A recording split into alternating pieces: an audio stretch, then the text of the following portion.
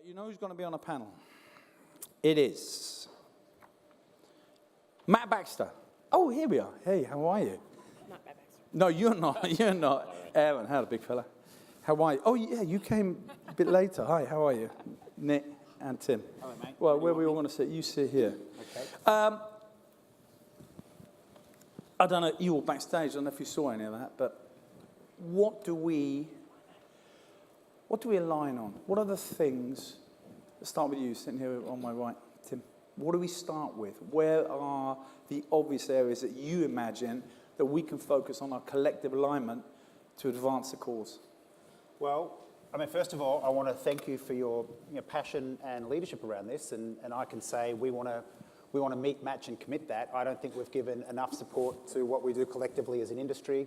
I don't think we've given enough support to Marla and the 4A's, and I think it's really time for us to take our game to the next level in the collective sense. So I want to start by just saying Thank you. I share your passion, enthusiasm, and commitment to that. Thank you. And I know in saying that I speak for all of GroupM and WPP here in North America when I say that. So let's get it on.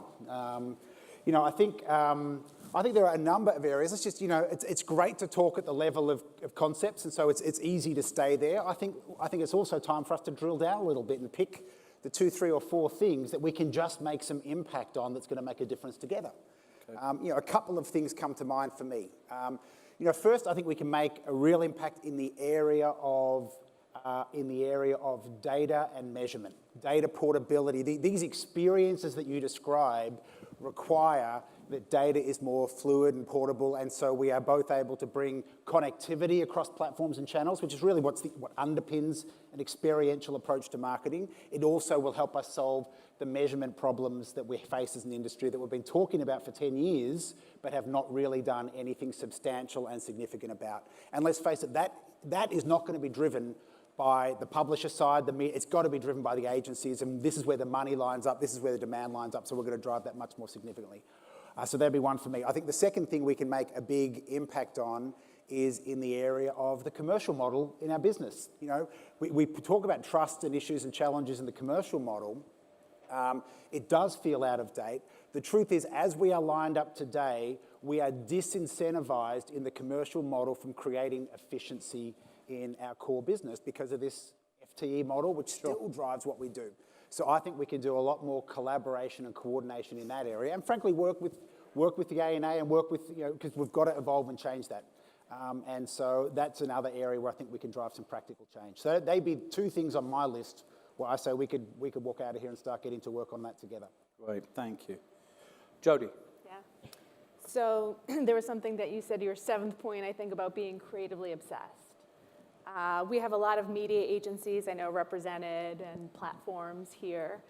I think anytime we decouple the conversation around media and the creative message that lives within those platforms, those channels, that media, then we're commoditizing media, and we're doing it a disservice. So it's about being faster, more efficient, race to the bottom, how can we do it more cost effective, and that's what our clients keep asking the media agencies, instead of elevating the conversation, which is about, exactly as you said, the value that we create. But somehow we've lost this higher order that media really is just an amazing place to put a creative message, right? And we need to be masters at whatever message is most resonant and impactful and contextually relevant in whatever those media channels are.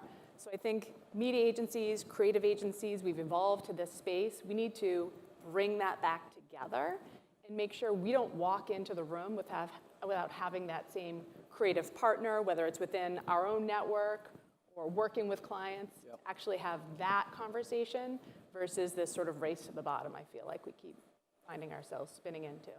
So again, in the world of unintentional consequences, the development of the media expertise as its own business and its own silo, in a way, we know, and to your point, we've done ourselves a disservice because the true impact and power is not media as a delivery, media as context, which media and message go hand in hand, the content and the channel. Absolutely, and the data and the technology that we've built is phenomenal. It's actually now surpassed our ability to create the best messages within that technology. and using that data that we have available, and it's almost like we're too sophisticated for the messages that actually have to deliver the value. What's another big takeout that you feel we should all align on and work towards bringing together? So that's one. That's one. We're all having two here, right? No, you don't. No, I'm just I can kidding. go to Tim. I'm just You kidding. can think about that. We're going to go backwards and forwards. Tim. Matt Baxter from Initiative Media. Yes. Look, to be completely candid, I think the single most important thing the industry's got to get back is trust. And without that, without clients trusting what agencies do for them, all of these other things are fanciful dreams. And I think that's the single biggest challenge facing the industry, is getting the trust back with clients.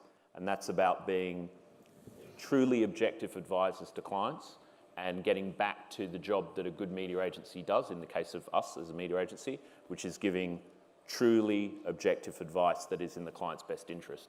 And I think when we get back to that, then I think the industry can build from there.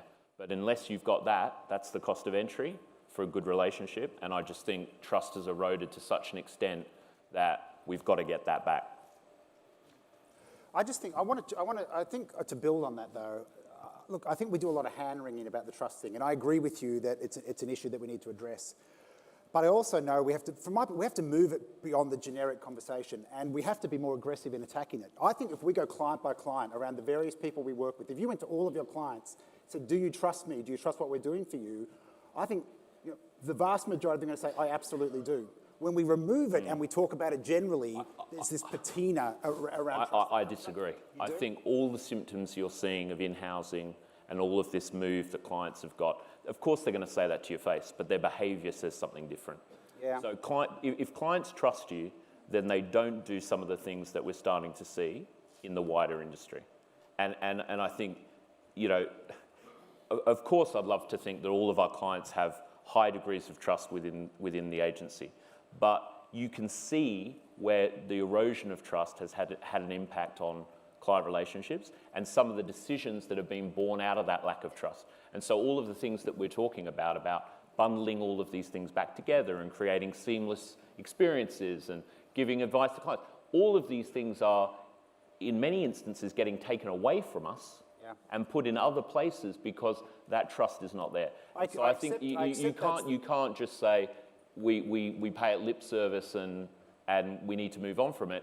It's the root cause of so many issues that are facing all of those lists you put up, Nick. A lot of those issues are caused through that erosion. I accept, I guess, Matt, that that's the status. So I'm not disagreeing with you on that point. I think the issue is, and it comes down to our unity as an industry, I think in the absence of unity and a unified conversation about this, what we've allowed to happen is a lot of people in selling into marketers and fomenting a lack of trust. It's far, in fact, in my opinion, exceeds the actual status of where we are with our client relationship. So I think you are getting a lot of, you're getting a lot of consultants, you're getting a lot of lawyers, you're getting a lot of people whose business models are accelerated, the more distrust they can foment. And I think by not being more aggressive in our stances here and more proactive and unified as an industry, we've enabled a lot of people fomenting distrust in with our clients on the back of, I think in a way that far exceeds the reality. So I think there's just an issue at the moment where it's just become this kind of, it's become this thing where there's a lot of people in there selling their services who are absolutely incentivized to foment that distrust because it's enabling them to come in on the back of that. So let's talk about what we'll do is we'll break that down. We'll break it down more because I think it's collective agreement that is, but at a macro level, but it is damaging and it's destructive to our industry standards. Jodi, give us your perspective. Erin. Yeah. We'll just, it's musical chairs. What's nice about going last is that you can agree with everything that your fellow panelists have been saying.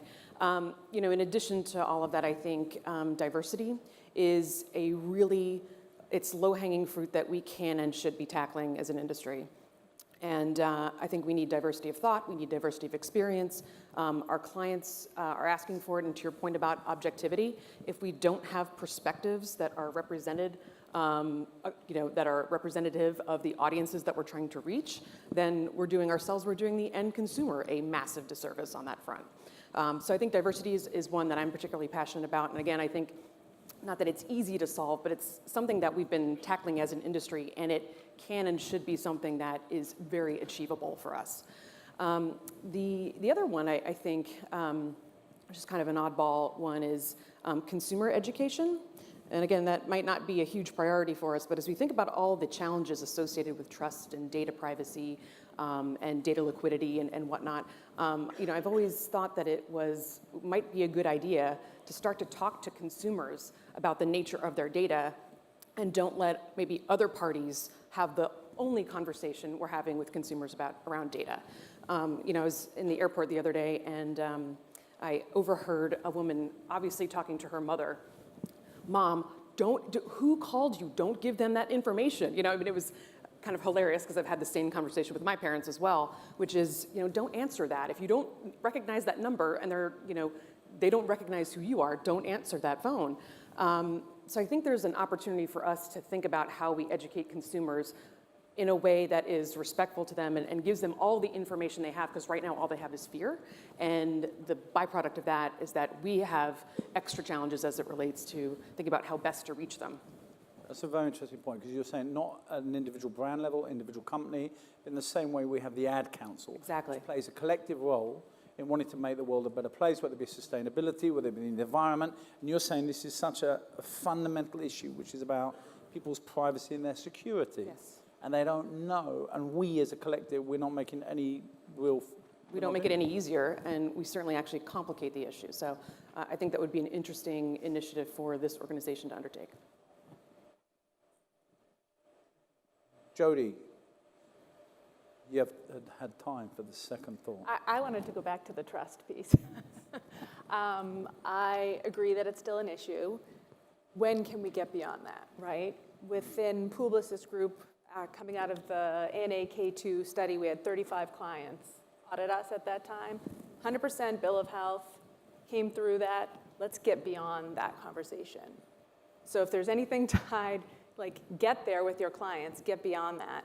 I think the reason why they're bringing things in-house, the reason why consultancies are there is just our failure to act, not because they don't trust us, is because we're not, like the consultancies, out there helping to reimagine their entire ecosystem of their business transformation, any of their next generation marketing systems that they need.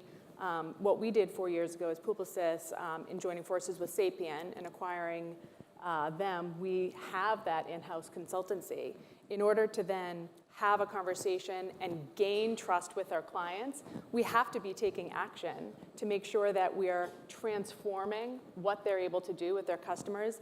Otherwise, they should be going outside. So failure to act, I think, is eroding our trust, not as much anymore the failure of transparency and things within media that I hope we're beyond at this point. That's a theme I think we've got through a number of these issues, and it's certainly one that I've felt, the passivity that we as an industry collective representing our various, that we haven't aligned enough to be more proactive about our professional standards. Because when you're talking about the trust, is it about, to the point we'll break it down more, but is it about doing things right or doing the right thing? Because ultimately now, so much is about, you can't continue to just do the same thing. We've got to be improving it. We've got to be thinking about doing things better. And we have to do things differently. Do they trust that we have the judgment? One of the things that Bob Leedy said was, when he talked to me, we talked after the ANA, was about talent and the talent intensity, whether we, as an industry organization, whether this side of the business, and this included media owners, all of us who are involved in the brand building process, we are attracting and retaining enough of the smartest talents to imagine. So it's a trust that, because if you don't believe they're going to do it as well, why not bring it in-house? Oftentimes as media agencies, we talk about media in terms of third-party media only. Stuff you have to buy, stuff our clients have to pay for. It's just a channel. There might be cost-effective or free channels that are inherent in our client or brand's businesses, their CRM channels, their website, where we should be just as masterful of understanding those environments and how to put messages and coordinate in those environments. And guess what? That doesn't cost our client anything. So I think to earn back that trust, we have to think about, we say omni-channel, but we have to truly mean all channels that customers are going to respond to.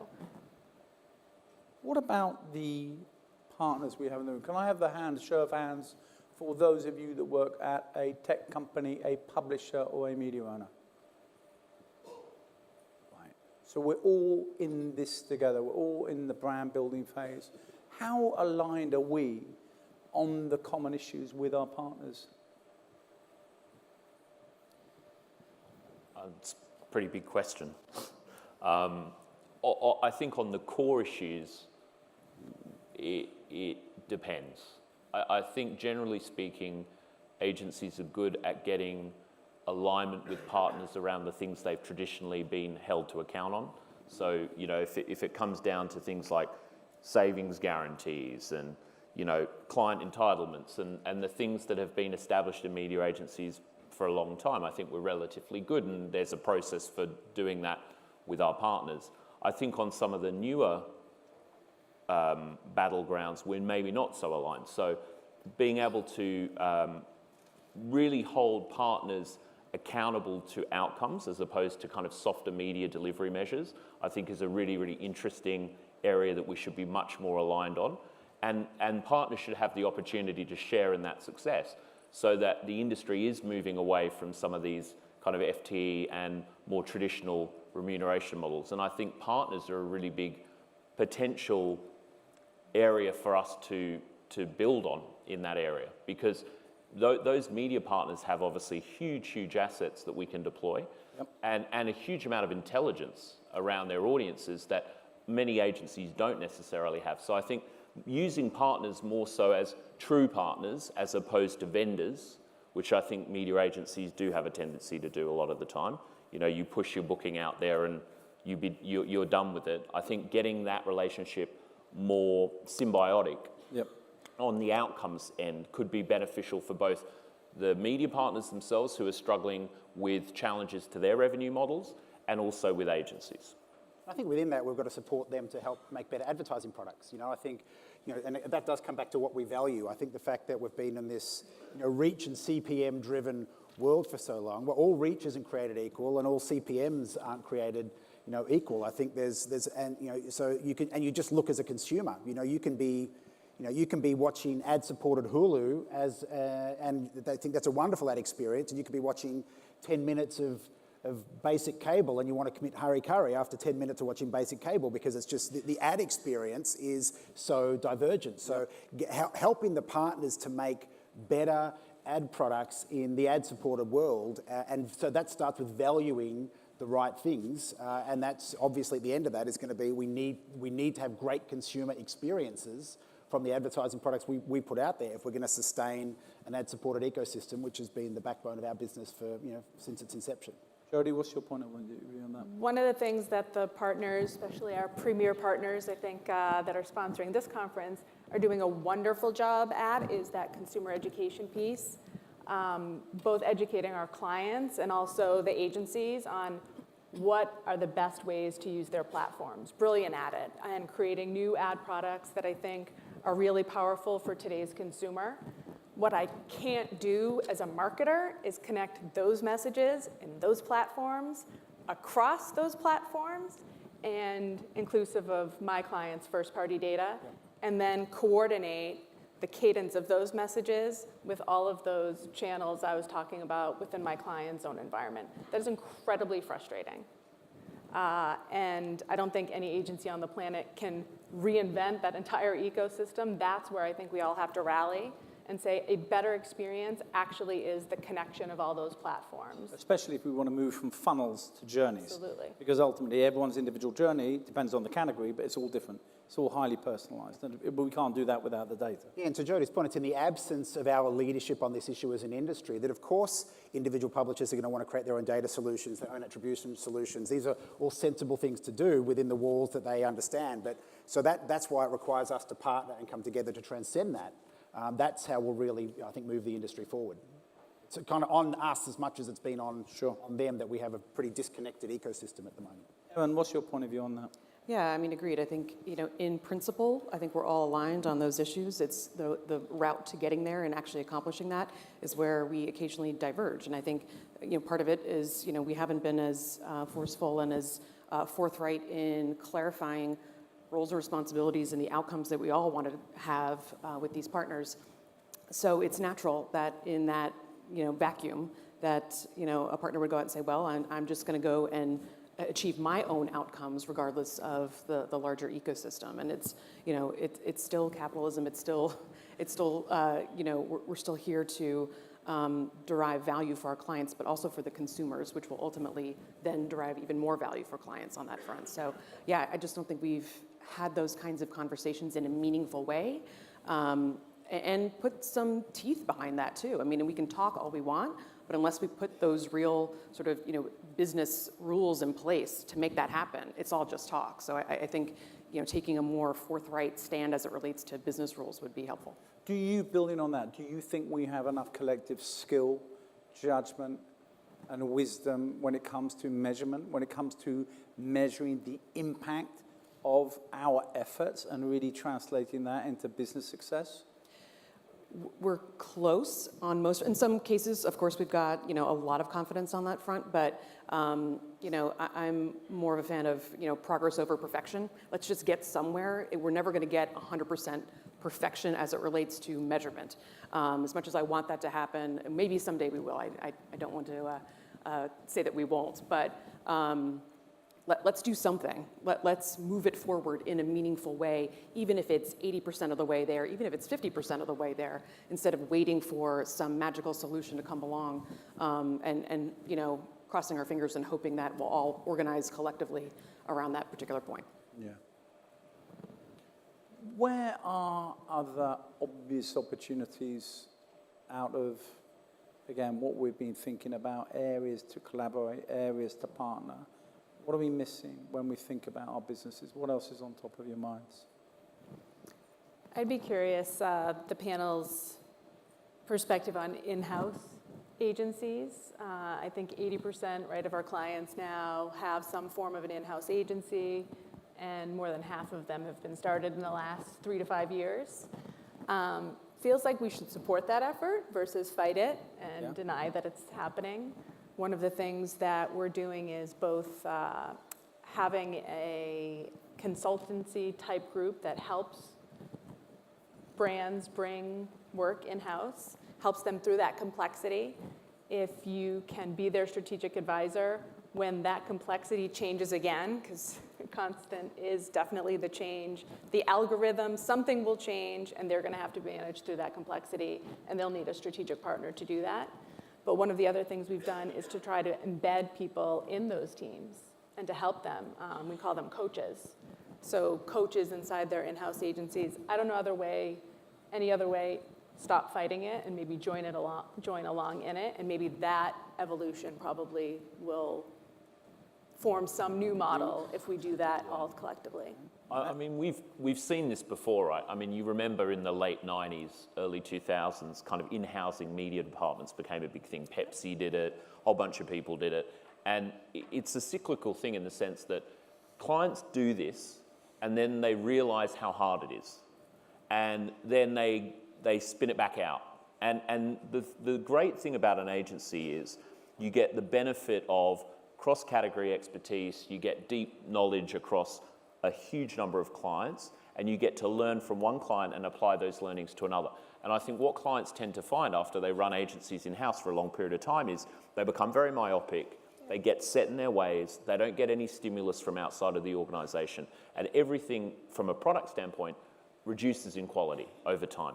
And it's hard to get really talented people on agency side wanting to work in a single environment like that, on a single client. And you tend to find that it takes off well because it's a big new thing in the first couple of years, and then it becomes a little bit of a graveyard, and the talent kind of cycles out, and you get really, really limited options for people to work in those environments. So I think we'll see in-housing happen, And you've already seen the pendulum swinging back of some of the clients that have done in-housing who are now coming back out, who put their own programmatic departments in-house and went, oh shit, this is harder than I thought.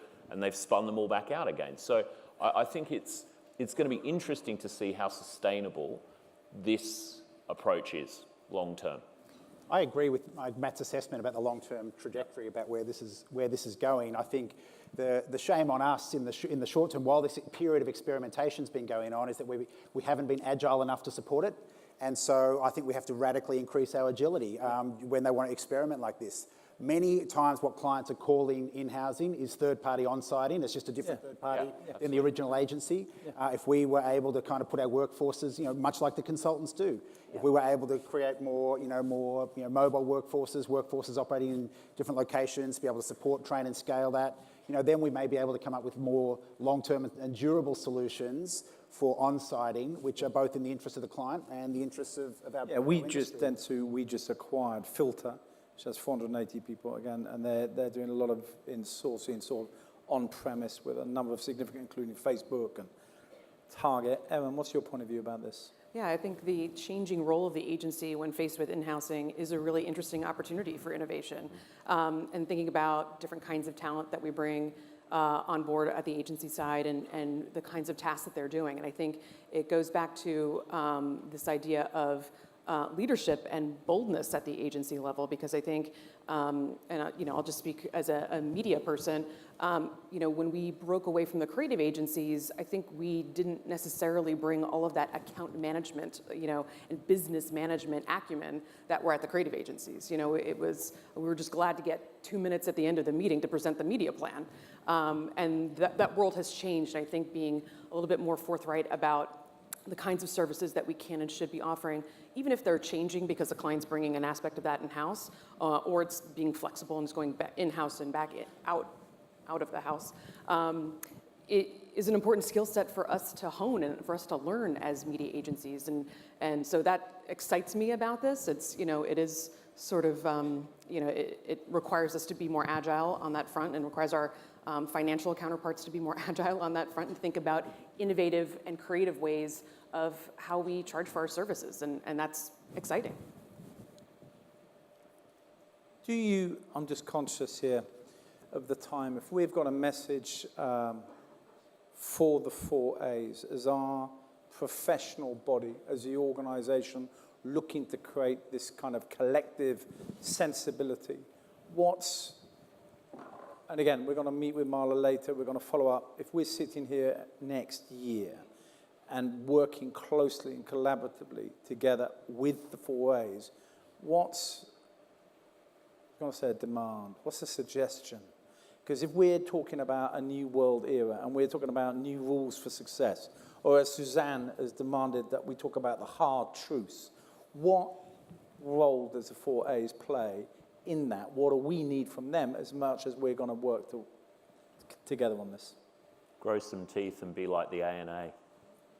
Okay. And host would be my thought. The I mean, in-house agency at the end of the summit. day, we've got to be, I totally agree with your point, Nick, at the beginning, which is we've got to flip from being passive to being much more proactive. And we've got to tackle some of the big things that I think agencies let themselves be punching bags too often. Right. And I think a really strong industry body needs some teeth and needs to be willing to fight the fight when it needs to be fought. And I don't necessarily think we do that very well as an industry. I mean, just look at the pitching situation. Look at the what situation? Look at the pitching situation. Oh, yeah. Need we say any more, right? The types of requests that now are asked by clients as a matter of 120 days, routine. 180 days. 120-day payment terms. Yeah. And all these crazy Yeah. things that are asked, Give right? it away. So, All right, so be stronger, grow teeth. Yeah. Along those same lines, be stronger, grow teeth with the end consumer. So, going back to that idea of, we can be a force for good and for change, not only among ourselves in this industry, but the people who are exposed to every ad and the end game and the end consumer on that front. Erin? Still Jodi. Awesome. I had to close it out. Listen, it's about being vulnerable. Vulnerability. I would say be inclusive. So I don't think we have anything to hide from the consultancies, from the in-house agencies. I had just said that ANA had their first in-house agency conference summit like this a couple of weeks ago, right? Did you go? I didn't, but I know people who went. I think it was probably pretty nascent. A lot of people were saying it wasn't as mature, you know, of having thought leaders like we have in this room. But that is the way that our industry is going. I think when we fight it, our clients see that we're fighting it and we're not knowledgeable enough around these new models and being agile. So being more inclusive then to recognize the new reality of our industry and not try to fight for or hope things come back to us. Right, but lead in that. But lead, right, absolutely. lead, because if you're fighting, you look defensive and insecure when we're leading. Yep. Last but not least, Tim. Do you want to call me Matt, just to even it I'll up? call you Philip. Perfect. I mean, I'd say act. I'd say we have to act. And I know, you know, we're having lunch after this to come up with 2 or 3 tangible things that we're going to do. And I think it would be reasonable for the people in this room, you know, to come back a year from now and say, what did you do? This was a panel, but let's not make it like another panel. What are the 2 or 3 actions that we're going to take to bring us together, to give more teeth and support to the 4A's? They can only have as much power as we enable them to have through our own direct support. We give them a lot of financial support. Yeah. We don't give them anywhere near enough emotional support or time, effort, and leadership from our perspective. So a year from now, what have we done? Let's be ready to have that conversation. All right, well, I think those are 4 great watch-outs. I think that, in fact, I know that everyone in this room, you're all here as professionals. This is all of our industry. It's an exciting industry, and I've got to believe that if there's, certainly in the West, there's too much of everything. There's too many goods, too many services. So if you're going to stand out, we need to differentiate. Branding is more important. So if what we do continues to be so important, if what we do continues to be even more complicated and harder to do, we should be earning more money, not less. We should be making a greater contribution to society. We should be able to find a way to actually promote this notion that brands are not just about growth, but they're also about good. So I'd like to thank, let me see if I can do that. Oh, bet's going down. Is Nick going to get this right or wrong? Erin, Matt, Jodi, and Tim, thank you very much for your time. Good job. Thank you. We've got to sit. Okay. Oh, sorry, we're A great conversation. I want to make sure we get to take a couple of questions because the Slido's been going crazy. Let's see. I want to start with the top question. So, what is one thing each of you commits to do as a leader to drive the change that you've just discussed? And some of you hinted at some of these, but I'd love to just start down with Erin and go right down the line. Sure. I mean, I think the diversity initiative to me is paramount. I'm relatively new at Hearts and Science, but I was at a different Omnicom agency before then. And the progress that we made, and this was in a data and analytics agency too, so it's even more difficult, I think, than a media agency to drive diversity, not just gender diversity, but diversity overall at the organization was something I was most proud of there. So it's striving to achieve that level of diversity, certainly by the time we come back here next year. So you will have some sort of action in place to drive that change. Yes. Fantastic. Matt? I commit to saying no to clients who ask me to do ridiculous things in pitches. Can you give an example of one of those things? And I think We everyone have in the some room clients should. in the audience, too. Pardon? We have clients in the audience. Can you give me an example of one of those Clients in the audience can take a note as well. Please be reasonable in pitches. Great. Sorry, what was your second? Do you have a specific example within a pitch of what is? No, I just think generally there are some minimum criteria that we as an industry should expect. Equitable, fair trading terms as businesses, and I think when we're asked to do things that are not fair and not reasonable, we should collectively say no. And so I do that as a matter of course in the way that we run our agency, and I'd love to see other agencies do the same because I think that's the only way we're going to get change. Great. Just say no. All right, Say no. Jodi. I will hold our clients accountable for holding us accountable for reinventing their core experiences, not just focusing on the media side or new data and technology, all of the things that are the common lexicon of what we're all striving for. The overall strategic customer experience needs to be absolutely our #1 priority for our Great. Reinventing client experience. Tim, Well, first I will support what Matt's saying about common sense commercial practices. So likewise, we will do that. More specifically for me, or just not to steal Matt's idea, I'm going to dig in and do some serious work with the industry around data portability and measurement standardization. So I think we're closer to answers here than we actually feel. It's not as intractable as it feels, even though we've been talking about it for 10 years. So we'll point to some tangible things within the next year around that. fantastic. Nick? 3 things I'm going to commit to learn my colleagues' names more seriously.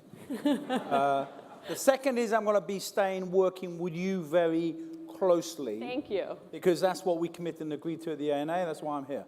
Thank you, and I Right. appreciate that. So I'm going to stay and I'm going to be working with our other leaders to create ways that we can create the power of alignment of our thought and our behavior. And third, I'm going to really continue to work hard on looking as part of the ANA to champion the strategic contribution we make when we're talking about transformation through integration. The world is too fragmented. We're talking still silos, we're talking services, we're not talking enough about solutions and integration. So the evidence of that through economic and social purpose, we've got to do that. But we're going to do that in conjunction, never isolated. We should be doing it in conjunction with the 4A's. Fantastic. All right, we're going to take one more quick question. Fake news, app addition, election meddling, data leaks, brands talk purpose. Should they and their agencies take some responsibility for consequences of the data economy? Thank you, Suzanne. Anyone can take this one. I think we have to. How can we not? I mean, again, we all look back.